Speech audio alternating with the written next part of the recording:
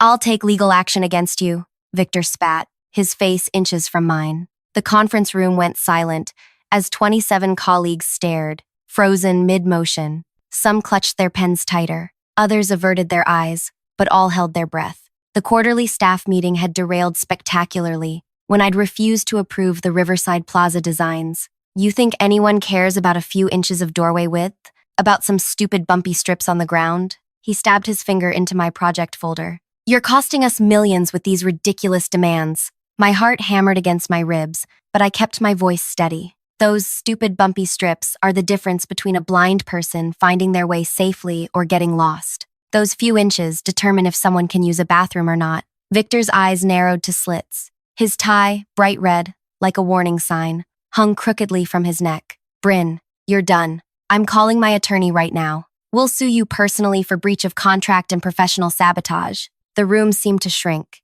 Two interns exchanged wide-eyed glances. My direct supervisor studied her coffee cup as if it contained ancient wisdom. Nobody moved to defend me. Please do, I replied, gathering my things with hands that refused to tremble. Call your attorney. I'd love to explain exactly how many accessibility violations you've pressured me to overlook. His lips curled into an ugly sneer. You've signed off on every project. Your signature, your professional liability. Remember that. What he didn't know was that I remembered everything. Every conversation, every threat, every modification I'd been forced to make against my better judgment. What he couldn't see was the small recording device in my blazer pocket, the one that had captured our private meetings for months. Meeting adjourned, Victor announced, already pulling out his phone. I walked out with my head high, feeling 27 pairs of eyes boring into my back. Through the glass wall, I watched him pace, gesturing wildly into his phone. His face twisted with rage, then shifted to confusion, then drained of color entirely. 23 minutes later, as I sat in my car wondering if I'd just destroyed my career, my phone buzzed with a text from an unknown number. You might want to see this. Attached was a recording that would change everything. I never expected this story to resonate with so many of you. If you're finding yourself drawn into what happened next, take a second to hit like and subscribe. I post new content every week about standing up against workplace injustice. Drop a comment about whether you've ever had to make a difficult ethical stand at work. Your experiences help others feel less alone. My name is Brynn Harlow, and until 3 months ago, I was the Senior Accessibility Compliance Specialist at one of the largest urban development firms in the Northeast. For nearly 4 years, I reviewed building plans to ensure they met the Americans with Disabilities Act requirements: ramp gradients, doorway widths, tactile pathways, bathroom dimensions. Not glamorous work, but work that mattered. I grew up with my grandmother after my parents died in a car accident when I was 9. When she had a stroke at 72, I watched her world shrink overnight. Suddenly, 3 steps might as well have been a mountain. A door 2 inches too narrow meant she couldn't enter. The woman who once traveled the world was now trapped by poor design. That's why I became an accessibility specialist. Because architecture isn't just about aesthetics. It's about who gets included and who gets shut out. At first, the job felt meaningful. I caught violations before construction began. I educated architects about universal design principles. I believed I was making the world a little more navigable for people like my grandmother. Then Victor became the new director. Our first clash happened 6 weeks after his arrival. The Pinewood Medical Center plans came across my desk with significant violations: insufficient turning radiuses in patient bathrooms, emergency call buttons mounted too high, examination tables not designed for transfer from wheelchairs. These need major revisions, I told him, highlighting the issues. Victor leaned against my desk, arms crossed. The client's already approved the budget. Make it work. It doesn't meet code. I can't sign off. Look, Brynn, he said, lowering his voice. This is a $30 million project. The client will walk if we increase costs now. Just be flexible on the interpretations. There's no interpretation of a 60-inch turning radius. It either is or isn't. His friendly demeanor vanished. You're new to the big leagues. Sometimes compliance is negotiable. That night, I couldn't sleep. Was this normal? Was I being rigid? I called my mentor from graduate school, who confirmed my suspicions. Victor was asking me to break the law. The next morning, I revised the plans myself, detailing exactly what needed changing to meet requirements. I sent them directly to the project architect, copying Victor. 2 hours later, He stormed to my cubicle. Who authorized you to contact the architect directly? I'm doing my job. These aren't suggestions. They're legal requirements. His voice dropped to a whisper. Listen carefully. There are 20 people in line for your position who understand how things really work. Don't make me replace you. I swallowed hard but held my ground. I won't approve non-compliant designs. For weeks, we engaged in a silent war. I would reject plans. Mysterious, revised versions with my forged signature would appear. I would flag violations. Victor would dismiss them as minor issues. The Pinewood project moved forward with half my recommendations ignored. Then came the day I received an email that made my blood run cold. It was from a mother whose son used a wheelchair. They'd visited the newly opened Pinewood Medical Center, and he'd been unable to use the bathroom independently. The turning radius was too small, exactly as I'd warned. I thought places like this were supposed to be accessible, she wrote. My son was humiliated. I printed her email and walked straight into Victor's office, closing the door behind me.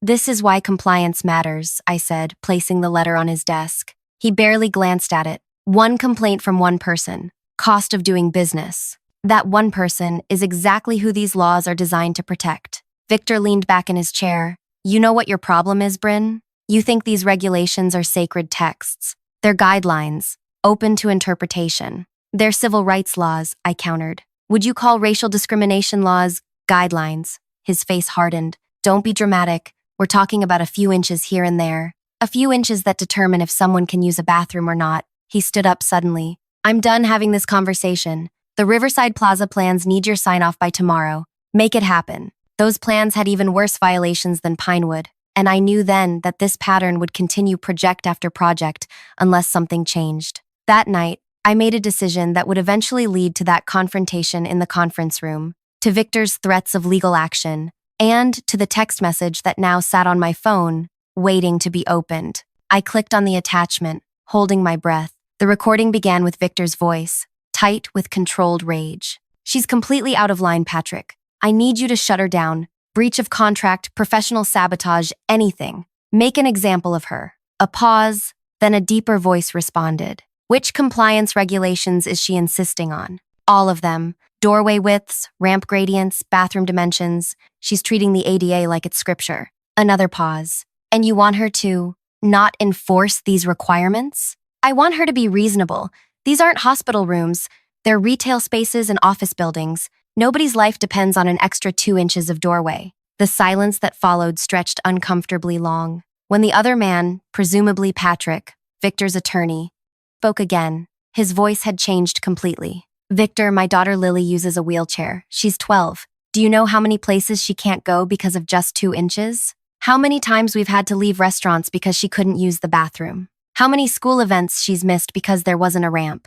Victor's stammering response was painful to hear. I didn't realize. No, you didn't. Patrick cut in, his voice ice cold. And let me be crystal clear. I will not be representing you in this matter. In fact, I'll be personally notifying the state licensing board about these violations. Patrick, wait. I've advised many difficult clients, Victor, but I draw the line at someone who knowingly violates accessibility laws. Laws that exist so people like my daughter can participate in society with basic dignity. You can't. I absolutely can. And I will. Good luck finding another attorney willing to defend intentional ADA violations. They're not just compliance issues. They're civil rights violations. The recording ended. I sat frozen in my car, heart pounding. Through my windshield, I could see the office building where, up on the 14th floor, Victor was probably having the worst day of his professional life. My phone buzzed again with another text from the unknown number. He's in full panic mode.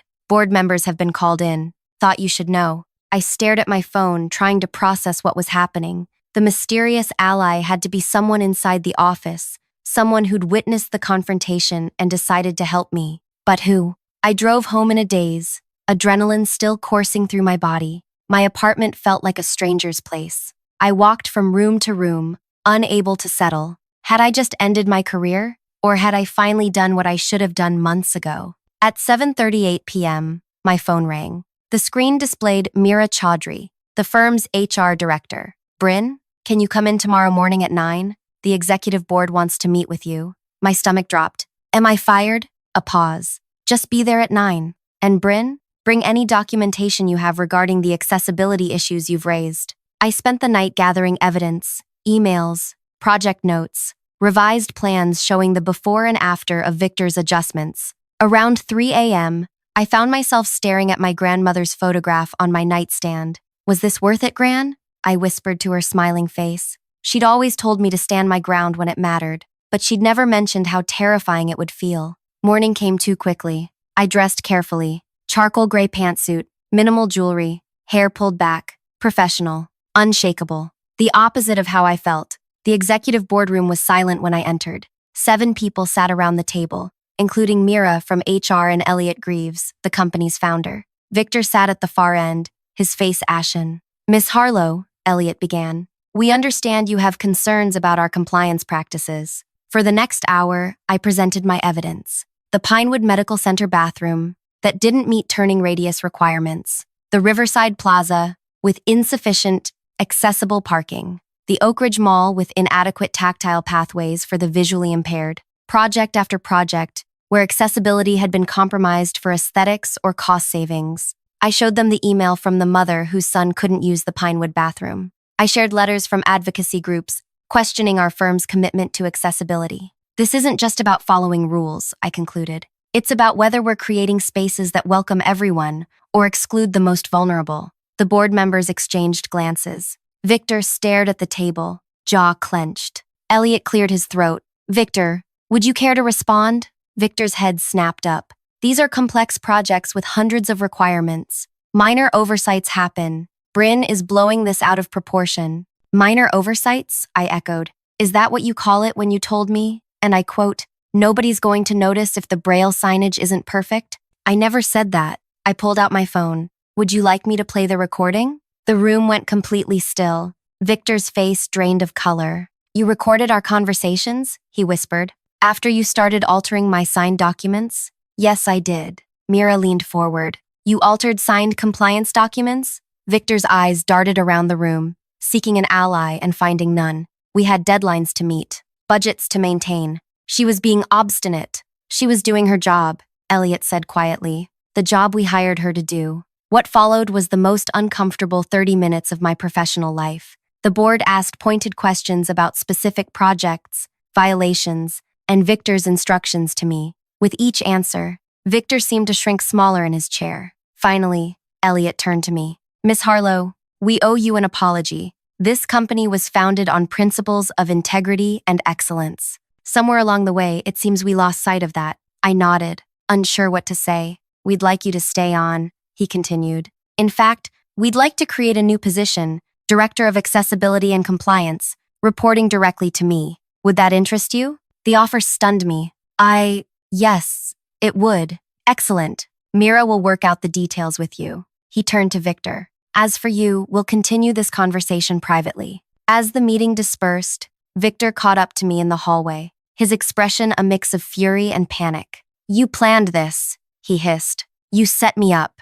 I met his gaze steadily. No, Victor. You set yourself up the moment you decided some people's access to the world was negotiable. He stepped closer, lowering his voice. This isn't over. You think you've won? I built relationships with every major client this firm has. They'll follow me. Maybe, I replied. Or maybe they'll prefer working with a firm that doesn't expose them to lawsuits and bad publicity. His eyes narrowed. You have no idea who you're dealing with. As he stormed away, I realized he was right. I didn't know what Victor was capable of when cornered. And despite the apparent victory, a cold weight settled in my stomach. This wasn't over, not by a long shot. Little did I know, Victor's threat in the hallway wasn't empty words. Within days, I would discover exactly how far he would go to destroy me, and how much I would need to sacrifice to stop him. The first warning came from an unexpected source. Zoe, a junior designer who'd always been friendly but not particularly close to me, slipped a note onto my new desk 2 days later.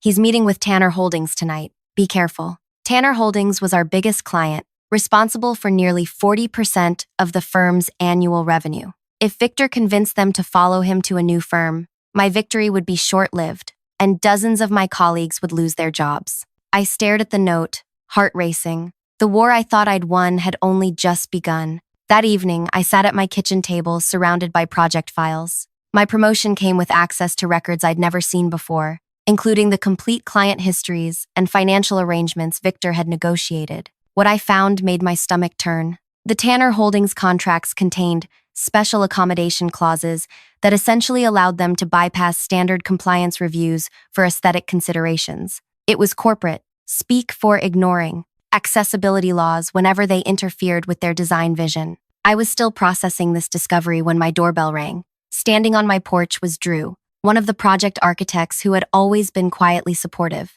"Can I come in?" he asked, glancing nervously over his shoulder. Once inside, he didn't waste time. "Victor called an emergency meeting with Tanner Holdings tonight. He's telling them you're on a crusade that will add millions to their development costs." "How do you know this?" Drew hesitated. "I was invited, as were half the senior architects. He's building a coalition, Brynn. He's promising to start a new firm that will be more pragmatic about regulations." "You mean illegal?" I corrected. "Call it what you want, but 5 architects are ready to follow him. If Tanner goes too, the firm could collapse." I sank into a chair. "Why are you telling me this?" Drew's expression softened. "My brother has multiple sclerosis. 5 years ago, he could walk. Now he uses a wheelchair. I've watched his world shrink building by building." He leaned forward. "Victor doesn't just want to leave. He wants to destroy you first. He's telling everyone you fabricated evidence against him." After Drew left, I called Elliot at home,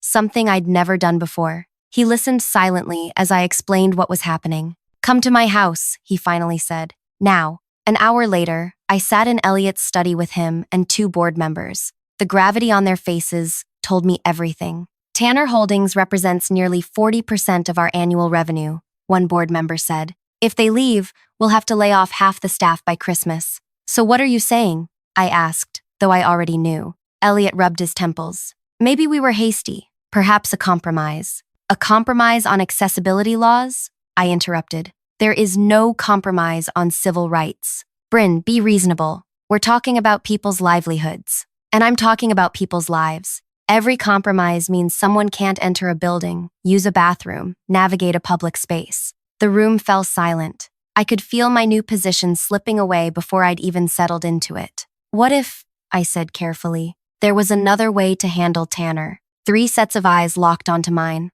"I need 24 hours, I continued, "and complete access to all Tanner project files." Elliot studied me. "What are you planning?" "Better if you don't know yet, but I promise I won't do anything to harm the firm." He hesitated, then nodded. 24 hours. I worked through the night, combing through years of Tanner Holdings projects. By morning, I'd identified 17 buildings with significant accessibility violations, all approved under Victor's supervision, all potentially exposing Tanner to millions in litigation. At 7 a.m., I walked into the office of Andrea Luna, the city's most prominent disability rights attorney. By 10 a.m., I had what I needed. That afternoon, I pulled into the parking lot of Tanner Holdings headquarters. The sleek glass building loomed above me. Ironic, given its own accessibility issues that I'd flagged 2 years earlier and Victor had dismissed. In the lobby, I asked for Preston Tanner. His assistant looked at me skeptically. "Mr. Tanner is extremely busy today. Do you have an appointment?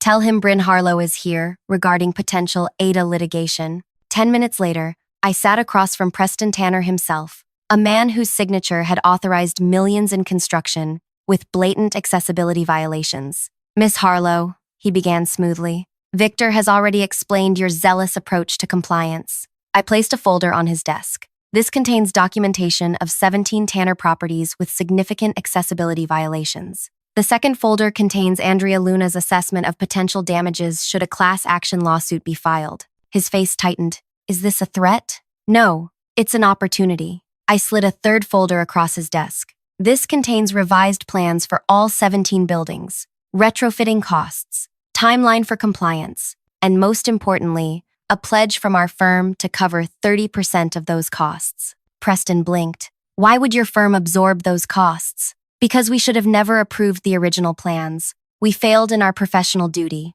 I leaned forward. "Mr. Tanner, Victor is offering to help you continue ignoring these laws. I'm offering to help you comply with them at reduced cost and with no publicity. And if I prefer Victor's approach?" I held his gaze. "Andrea Luna has the same documentation I just showed you. She's prepared to file tomorrow." His expression darkened. "That's definitely a threat." "No, A threat would be telling you that we've identified potential tax irregularities in how these accessibility shortcuts were accounted for. This was a calculated bluff, but his sudden pallor told me it had hit a nerve. The meeting lasted another hour. By the end, Preston Tanner had agreed to remain with our firm and implement the retrofitting plan. More importantly, he'd agreed to make a public commitment to accessibility in all future projects. I drove back to our office feeling hollow rather than triumphant. I'd won, but through tactics that left a bitter taste. Elliot was waiting when I returned. Tanner just called me. What did you do? I explained the agreement, watching his expression shift from shock to grudging admiration. That was audacious, he said finally. It was necessary. Victor won't take this lying down. He was right. Victor's retaliation came swiftly and brutally. The next morning, an email circulated to the entire firm and major clients, claiming I had engaged in extortion and unethical practices. Attached were edited snippets of conversations that made it sound like I had threatened clients for personal gain. What followed were the most grueling weeks of my professional life. Each day brought new allegations. Victor had been methodical, building his case against me for months, saving out of context statements and manipulating documentation. 3 clients requested I be removed from their projects. 2 board members suggested placing me on leave while the allegations were investigated. Even Drew began avoiding my eyes in the hallway. The worst moment came when Elliot called me into his office, his expression grave. The board is concerned, Brynn. These allegations are false, I insisted. Victor manipulated those recordings, perhaps, but perception matters in this business.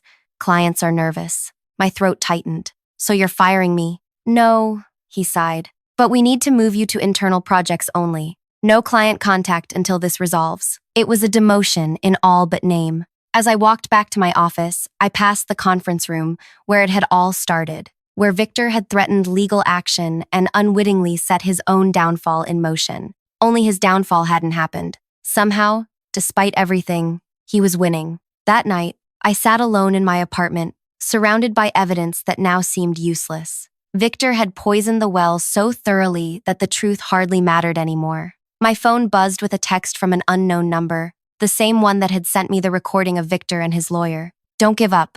Check your email in 10 minutes. At precisely 9 p.m., an email arrived from an anonymous address. The subject line read simply, "The truth about Victor." The attachment was a video file. With shaking hands, I clicked play. The screen showed Victor in a hotel bar, speaking to someone off camera. He was clearly intoxicated, tie loosened, gesturing expansively. "She thinks she's so righteous with her accessibility crusade," he slurred. "You know what I tell clients? Just build it however you want. If someone complains, it's cheaper to settle one lawsuit than redesign the whole building." The off-camera voice asked something I couldn't hear. Victor laughed. "Ethics? In this business? Look, 90% of people don't need ramps or special bathrooms. Why spend millions accommodating the other 10%? He continued, growing more animated, outlining his systematic approach to circumventing accessibility laws, admitting to falsifying compliance documents, and boasting about the kickbacks he received for saving clients money. It was a complete confession, damning in every way. As the video ended, a final text came through. "Tomorrow, 9 a.m., board meeting. This goes to every board member, client, and regulatory agency unless you stop it." I stared at my phone, heart pounding. The mysterious ally was offering me complete victory. Victor would be ruined professionally, possibly even criminally charged. All I had to do was show up and watch it happen. If you're feeling as conflicted as I was in this moment, you're not alone. What would you do with this kind of power over someone who tried to destroy you? Drop a comment below with your thoughts, and hit subscribe if you want to see how this ethical dilemma resolves. Sometimes the most difficult choices reveal who we truly are. The boardroom was eerily silent as I entered the next morning. Every member was present, along with Mira from HR and the company's general counsel. Victor sat at the far end, looking smug. "Thank you all for coming," Elliot began. "We're here to address the allegations against Brynn Harlow and determine appropriate action." Victor straightened his perfectly pressed shirt. "I believe the evidence I've provided speaks for itself." "Does it?" I asked quietly, "because I have evidence of my own." I connected my laptop to the projection system. Victor's smile didn't waver. He thought he knew what I had. He was wrong. I didn't play the video from the hotel bar. Instead, I displayed a series of unaltered project documents showing the original accessibility violations, alongside Victor's emails instructing me to approve them. These are the actual violations I refuse to approve, I explained, not for personal gain, but because they broke the law. One by one, I methodically dismantled Victor's allegations, using only official company records and unedited communications. No secret recordings, no anonymous videos, just the plain, documented truth. Victor's composure began to crack. These are taken out of context. I was simply trying to meet client needs while what? I interrupted. While violating federal law? While excluding people with disabilities from public spaces? The board members exchanged uncomfortable glances. I continued methodically presenting evidence, project by project, violation by violation. Miss Harlow, the general counsel interjected, this is certainly concerning, but Mr. Reeves has provided recordings that suggest you've been less than ethical yourself. Those recordings were selectively edited, I replied. I have the originals. I played the complete conversations, where it became clear that Victor had cut and spliced my statements to completely change their meaning. Where he'd made it sound like I was threatening clients, the full recordings showed me explaining legal liabilities they might face for non-compliance. Victor's face flushed deep red. This proves nothing. She's manipulated these files. Digital timestamps and metadata would prove otherwise, I said calmly. Your IT department can verify them. As Victor's defense crumbled, I noticed something strange. He kept glancing nervously at his phone, which was buzzing with incoming messages. Elliot cleared his throat. Victor, would you care to respond to these allegations? Victor loosened his collar. This is a witch hunt. Brynn has had it out for me since day one because I challenged her rigid interpretations. Rigid interpretations of what? Civil rights laws? I asked. You're being dramatic. Am I? I turned to address the room. Yesterday, I visited Pinewood Medical Center, one of our recent projects. I asked to use the accessible bathroom that Victor insisted was close enough to compliance. I pulled out my phone and displayed photos. The turning radius is 4 inches too small. Do you know what that means in practical terms? It means someone in a wheelchair can enter the bathroom but can't turn around to leave. They become trapped. The room fell silent. This isn't about bureaucratic red tape, I continued. It's about human dignity. It's about whether we believe everyone deserves equal access to the spaces we create. Victor's phone buzzed again. He glanced at it, and the color drained from his face. If you'll excuse me, he muttered, standing abruptly. We're not finished here, Elliot said sharply. I need to take this call. Sit down, Victor. The authority in Elliot's voice made Victor sink back into his chair. His phone continued to vibrate in his hand. Something wrong? I asked innocently. Victor glared at me with naked hatred. What did you do? I presented the truth, that's all. His phone buzzed again. Unable to resist, he glanced at the screen, then looked up at me with dawning horror. You said you wouldn't release it. I blinked, genuinely confused. Release what? Before he could respond, the boardroom door opened. Patrick Wallace, Victor's high-powered attorney, walked in, followed by a young woman in a wheelchair. The room fell silent. The woman couldn't have been more than 16, with intelligent eyes and an unmistakable resemblance to Patrick. Sorry to interrupt, Patrick said, his voice cold. I'm Patrick Wallace. This is my daughter, Lily. Victor looked like he might be sick. Mr. Greaves, Patrick continued, addressing Elliot. I believe you've received my email regarding Mr. Reeves' conduct. Elliot nodded slowly. Just now, yes. Then you understand why we're here. Victor stood up, panic evident on his face. Patrick, whatever you think I've done, save it. Patrick cut him off. My daughter wanted to see the man who believes people like her don't deserve equal access to public spaces. Lily wheeled forward, stopping directly across from Victor. You said it's not worth spending millions to accommodate 10% of people. Her voice was steady, her gaze unflinching. I'm part of that 10%. The blood drained from Victor's face. That conversation was private. How did you... My dad's assistant recorded you at the bar last night, she explained. She recognized you from her brother's workplace. Her brother uses a wheelchair too. I suddenly understood. The mysterious ally, the person who'd sent me the recording of Victor and Patrick's phone call,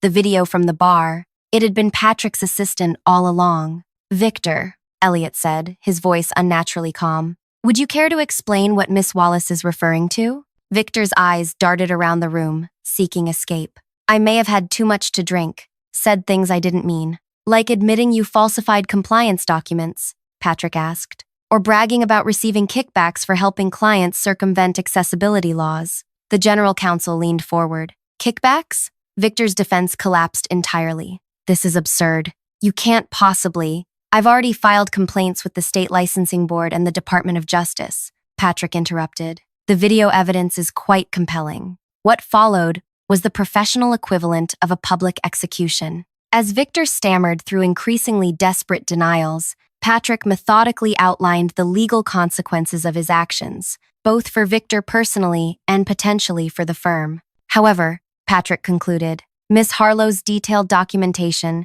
shows she consistently pushed for compliance despite pressure. That will significantly mitigate the firm's liability. All eyes turned to me. I had remained silent during Patrick's presentation, watching Victor's world collapse around him. Did you plan this? Victor hissed at me. I met his gaze. No, I didn't know about the video until last night. And, unlike you, I chose not to use it. His eyes widened slightly as understanding dawned. But you could have.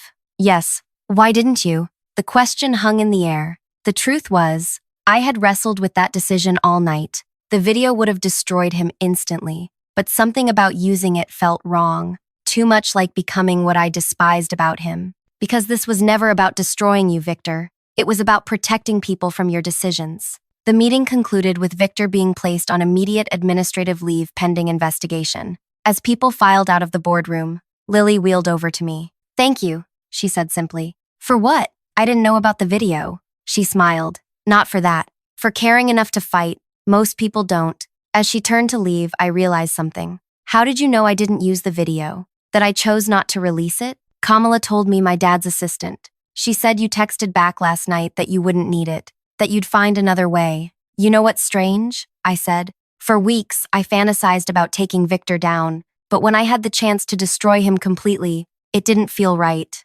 Sometimes the best revenge isn't destruction, Lily replied. It's change. Those words stayed with me long after the meeting ended. 3 weeks later, the firm announced significant changes. Victor had resigned to pursue other opportunities, a corporate euphemism that fooled no one. The Department of Justice had opened an investigation into his conduct. 5 projects were undergoing emergency retrofitting to address accessibility violations. My new role as Director of Accessibility and Compliance was made permanent, with expanded authority and resources. More importantly, the firm established a community advisory board that included people with various disabilities to review major projects. The most meaningful change came 6 months later, when we unveiled the renovated Pinewood Medical Center. Every bathroom now exceeded accessibility requirements. Every pathway included proper tactile strips. Every entrance featured automatic doors with the correct dimensions. At the ribbon-cutting ceremony, I watched an elderly man in a wheelchair navigate the space with ease, his face showing none of the frustration and humiliation that so many experience in poorly designed buildings. Elliot stood beside me. You know, when this all started, I thought you were being rigid, uncompromising. And now? He gestured toward the elderly man, who was now demonstrating to his grandchildren how easily he could maneuver in the spacious bathroom. Now I understand what was really at stake. That evening, I visited my grandmother's grave, bringing fresh flowers and news of my work. As I sat beside her headstone, I thought about Victor, who had underestimated me, underestimated the law, and most fatally, underestimated the power of designing spaces for everyone. My revenge wasn't in his professional destruction, though that had certainly happened. My revenge wasn't even in taking his position or undoing his harmful work. My true revenge was in creating spaces where people like my grandmother, like Lily, like the elderly man at Pinewood, could move through the world with dignity. Where a mother wouldn't have to explain to her son why he couldn't use a public bathroom. Where architecture embraced humanity in all its diverse forms. Victor had seen accessibility as an expensive inconvenience. I had shown it was an essential right, and in doing so, I had changed not just one man's career, but an entire firm's approach to the spaces they created. Sometimes, the most powerful revenge isn't found in destroying your enemy, but in building something they never believed possible. Something that remains long after the battle is forgotten. I placed my hand on my grandmother's headstone. We did it, Gran, I whispered. The world's a little more accessible today, and that was a victory worth fighting for. If this story resonated with you, Please hit like and subscribe for more stories about standing up for what's right, even when it's difficult. Have you ever witnessed or experienced accessibility issues that could have been easily addressed with proper design? Share your experiences in the comments. Your stories matter and deserve to be heard. Together, we can create a world where everyone has equal access to the spaces we all share.